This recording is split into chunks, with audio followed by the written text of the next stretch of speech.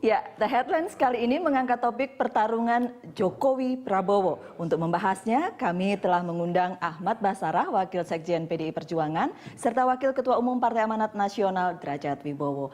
Hadir pula panelis Don Bosco Selamun, pemimpin redaksi Berita 1 News Channel, dan Bambang Harimurti, wartawan senior dari Tempo. Bapak-bapak, terima kasih sudah hadir di The Headlines. Dan pemirsa, seperti telah diprediksi mayoritas partai politik menghimpun diri dalam poros Joko Widodo dan poros Prabowo Subianto.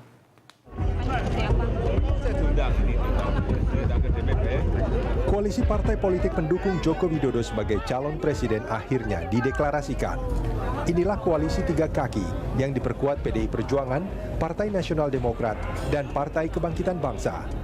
Total suara poros Jokowi ini mencapai 34,71%. Namun siapa cawapres Jokowi belum diumumkan.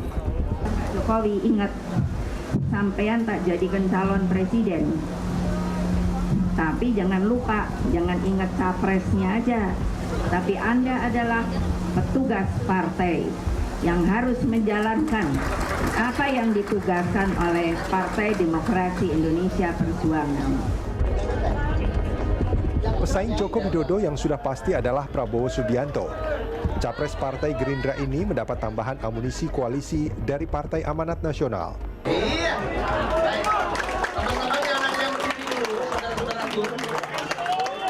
Ditambah Partai Persatuan Pembangunan yang lebih dulu berkoalisi, poros Prabowo mengumpulkan 25,91% suara.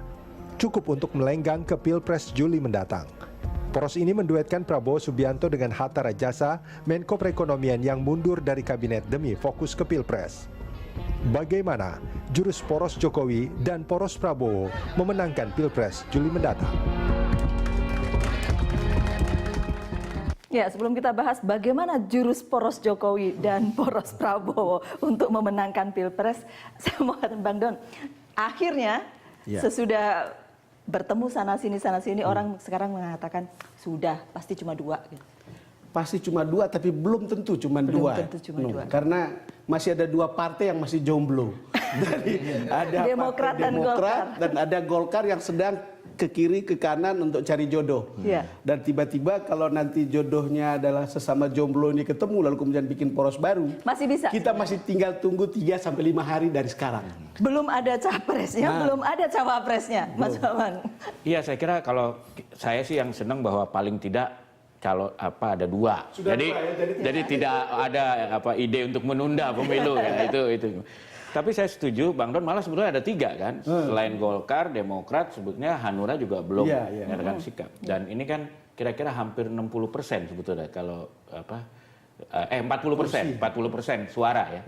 Yang partai yang memperoleh 40% suara belum menentukan apakah akan ikut poros yang satu atau akan membuat poros sendiri. Tapi sudah ada indikasi sih karena Pak SBY sudah bilang saya jadi wasit. Apakah itu pertanda ya? Jadi waktu Prabowo dan Hatta menghadap ke SBY, dia mengatakan saya jadi wasit ya. Nah, apakah itu pertanda bahwa Partai Demokrat akan menarik diri, tidak ikut dalam ini? Jadi penonton saja itu. Orang juga Demokrat akan menarik diri, tapi ada Golkar yang kemudian sudah jalan-jalan kemana-mana. Yang terakhir dengan Bu Mega. Sudah sejauh mana? Sudah semuanya lancar. Mendeklarasikan secara resmi hari Jumat kemarin. 3 partai hari Rabu kemarin, tanggal 14. Lagi-lagi tanggal 14 yang dipilih oleh Ibu Mega, Pak Jokowi tanggal 14 Maret. Tapi nanti mencalonkan presiden, mendaftarkan presiden tidak calon tidak presiden. Mungkin tanggal 14 karena tanggal 20 besok sudah terakhir. Tapi jam 14 bisa. Dan secara regulasi undang-undang Pilpres tentang batas kuota parpol atau gabungan parpol mengajukan pasangan capres dan cawapres itu sudah memenuhi syarat yang diatur oleh undang-undang. Tetapi karena PDI Perjuangan ideologinya gotong royong, intisari dari Pancasila, Ekasila, gotong royong, kami tetap membuka peluang. Katanya mau koalisi yang ramping. Ramping dalam pengertian, kalau kemudian banyak partai-partai yang merubah paradigma untuk kemudian masuk dalam satu model kerjasama politik yang tidak mengedepankan transaksi politik, seharusnya kan kita syukur alhamdulillah. Ini kan paradigma baru yang sedang ditawarkan oleh PDI Perjuangan di dalam model kerjasama pilpres. Karena dalam pilpres sebelumnya di era reformasi ini kan selalu saja hubungan kerjasama politik atau yang populer dengan koalisi politik itu diawali dengan transaksi suara dan kemudian kompensasi. Tapi sejauh ini dengan Golkar masih ada ganjalan tidak? Sesudah bertemu Ibu politik ya, komunikasi masih terus dijalin. Ya, terjadi komunikasi antara Ibu Mega dengan sudah naik dari Jokowi kemudian ke Ibu Mega. Ini kan satu bentuk komunikasi yang bertahap ya. Sebelumnya Mbak Puan selaku Ketua BP Presiden dan Pak Cahyo menjalin komunikasi juga dengan Pak Ical, kemudian dilanjutkan dengan tahap komunikasi dengan Pak Abu Rizal Bakri. Nah, tentu saja komunikasi politik itu dengan tetap memegang teguh prinsip-prinsip kerjasama yang sudah diterapkan bersama dengan Partai Nasdem dan Partai Kebangkitan Bangsa. Yang pasti masih terbuka ya. Tapi Mas Derajat, Golkar juga ke arah poros Prabowo loh pada saat itu. Setrika, Bang. Benar. Kalau dengan poros Prabowo bagaimana pembicaraannya?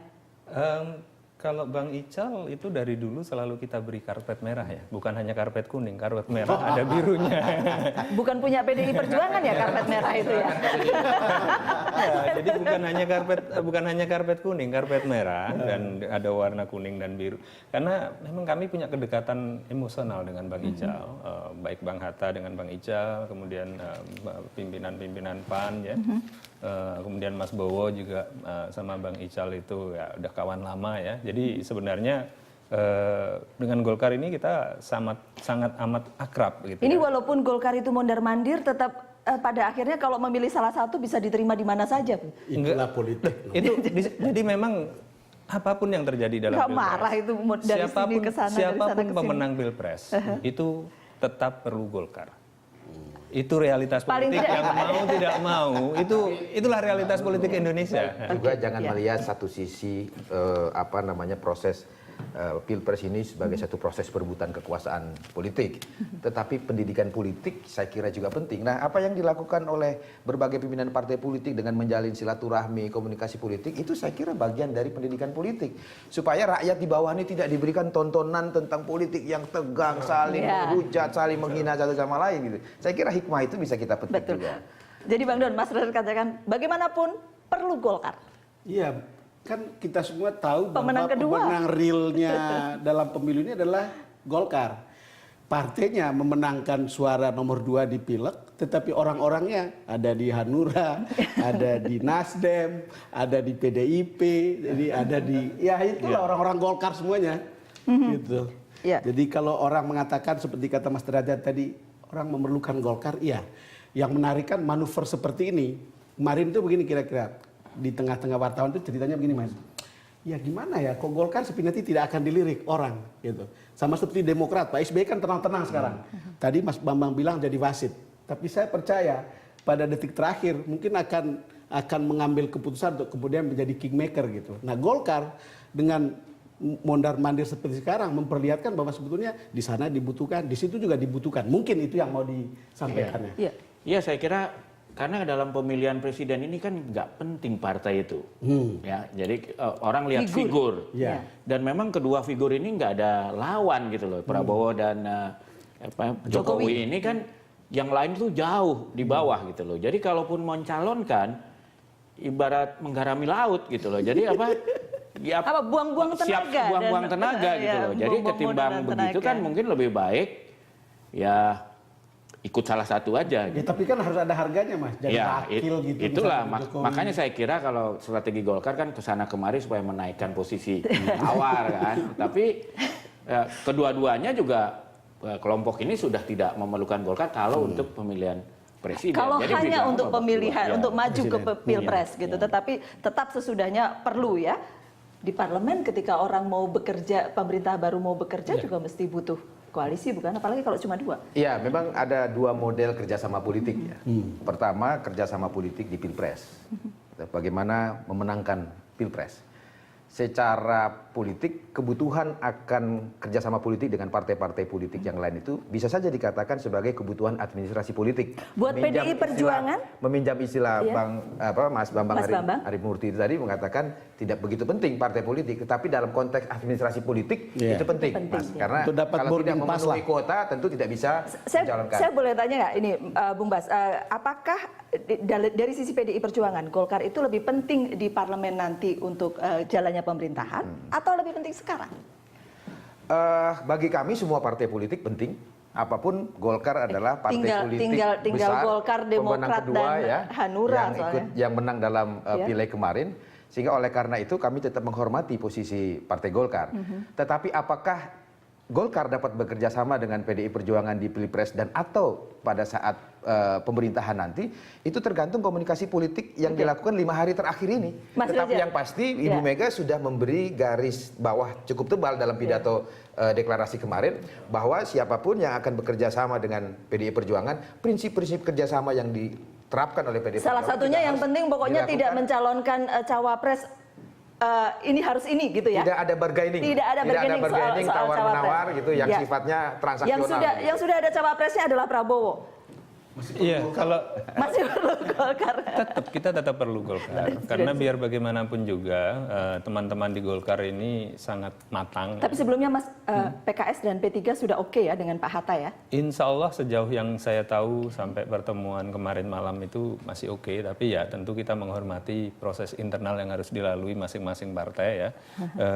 Dan kami sangat berharap memang Golkar bisa bergabung ya, karena teman-teman Golkar ini pengalamannya luar biasa di lapangan dan kemudian juga ilmunya juga banyak sekali ya. Jadi Mas Derajat, kan pengalaman Golkar di lapangan kan bukan hanya yang baik-baik. ya tentu kita Kan harus dia menyaring. meninggalkan masa lalu yang sekarang kita juga tahu. Betul. Kita menerima warisannya. Ya, betul. Jadi tentu kita bisa menyaring siapa yang memang betul-betul pejuang politik. Ya banyak orang-orang baik di Golkar ya, Mas Tantowi, ya, apa namanya, bahkan Mas Bambang Susatyo pun saya sangat respect ya. Jadi banyak petarung-petarung sejati di Golkar dan kita memerlukan untuk pemenangan Pilpres. Jadi kalau dari kami hubungan emosional itu sudah sangat panjang, sangat bagus ya. Dan kemudian sekarang Golkar ada dinamika, kita hormati karena itu rumah tangga Golkar.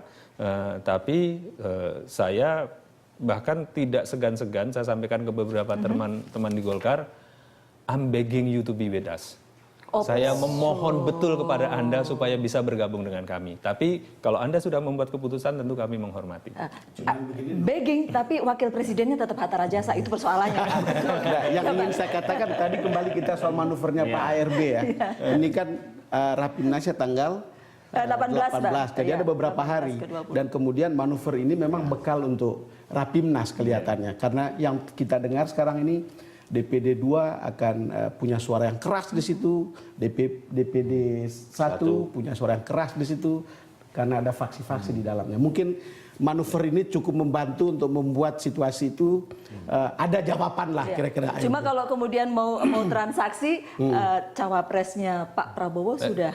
Tapi gini, untuk berita satu itu the next news making events itu adalah Golkar. Oke, kalau gitu kita lanjutkan lagi. Sesaat lagi The Headlines akan kembali untuk Anda tentang pertarungan Jokowi Prabowo.